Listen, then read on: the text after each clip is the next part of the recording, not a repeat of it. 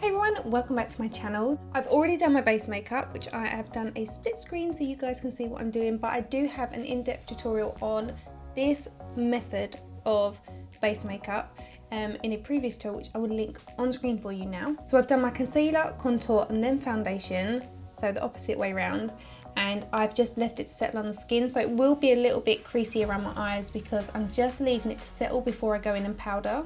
So I'm going to move straight onto the eye makeup and I will come back and finish the skin after. This week I received 5 of the Huda Beauty new matte and metal melted eyeshadows. So I'm going to be using Cashmere Robe, which is a matte finish, but I thought I'd just quickly show you the new shades and give them a swatch for you just to show you how incredibly beautiful they are. You'll see that the payoff is just insane.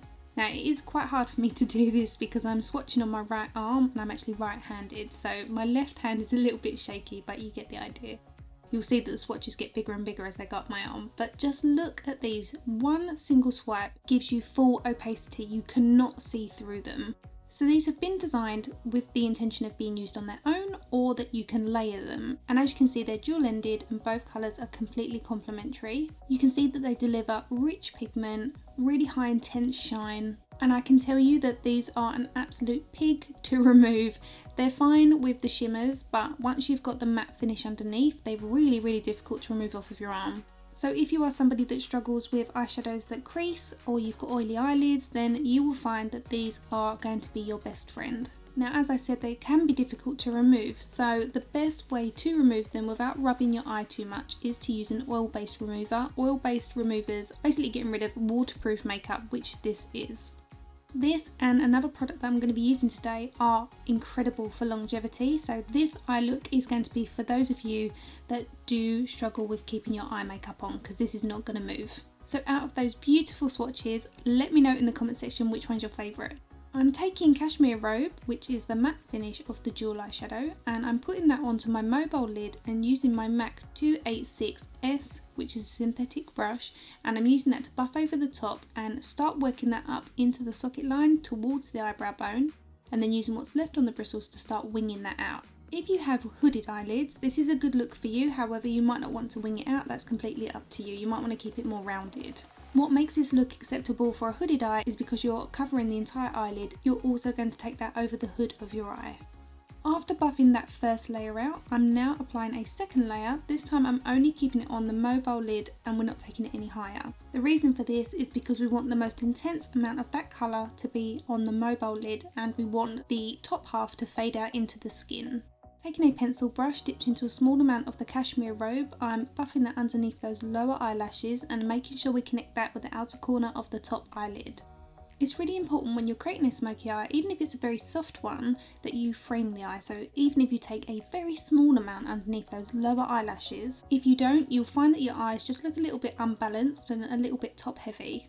The second product that I told you about that's going to create some extra longevity but deepen this smoky eye is Cocoa Pencil by Nude Sticks. This is another matte finish, and what I like about matte finishes is that they suit everybody. Even if you've got mature skin, if you've got young skin, it will suit everybody.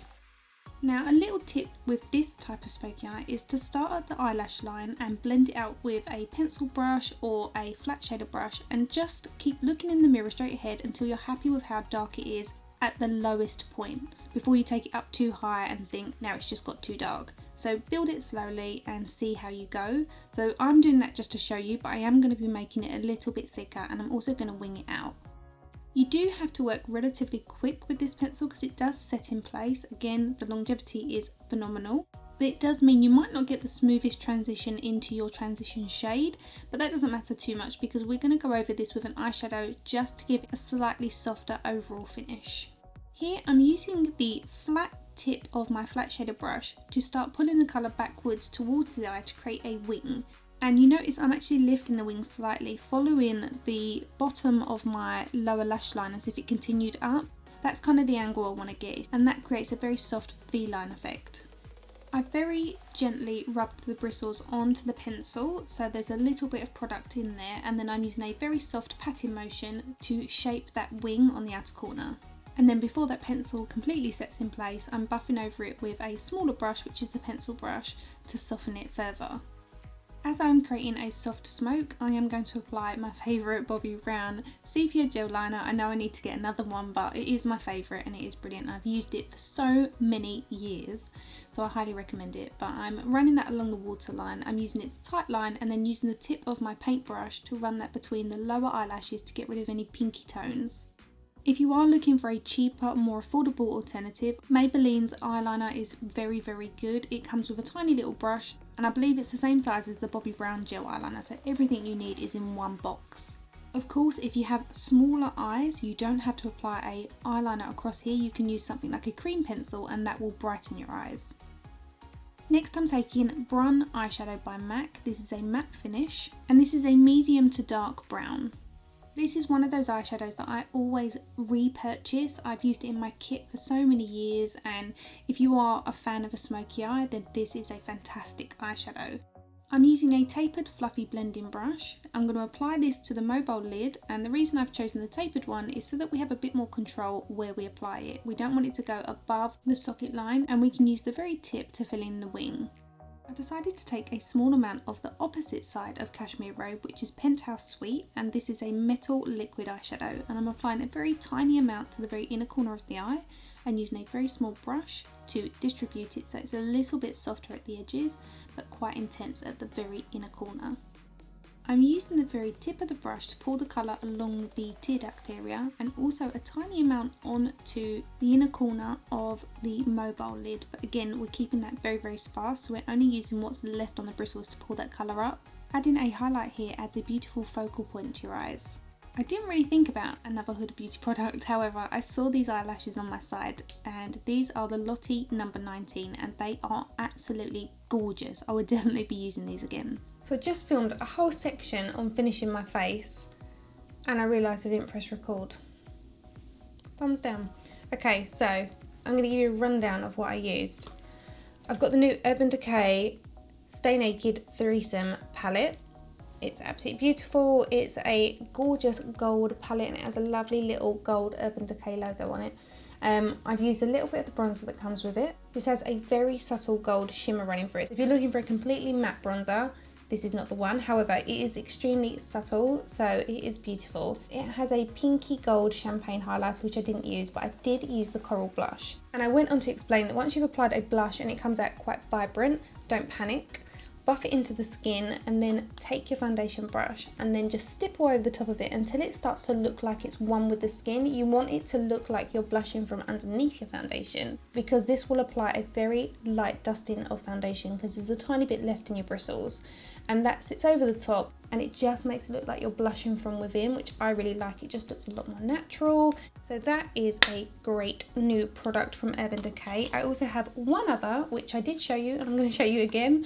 This is the Urban Decay All Nighter Face Primer Long Wear Foundation Grip. So the idea of this product is it's a primer that you apply to your skin. It smooths out your kind of fine lines, it fills in your pores, but it also leaves kind of a bit of a tacky residue to your skin, which allows your foundation just to grip to it and it holds it in place for a longer period of time.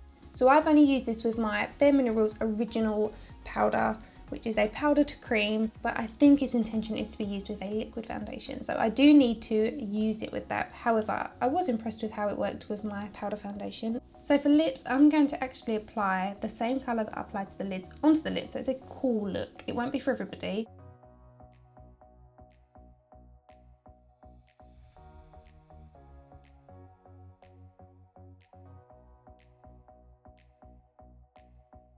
Then I'm going to take a tiny amount of foundation and buff that onto the centre of the lip, so it kind of lightens it and it just adds a bit of an ombre effect.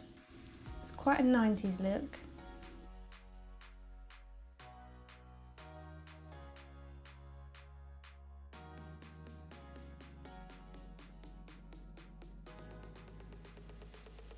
I'll also show you with just a normal kind of gloss, because that's kind of my thing.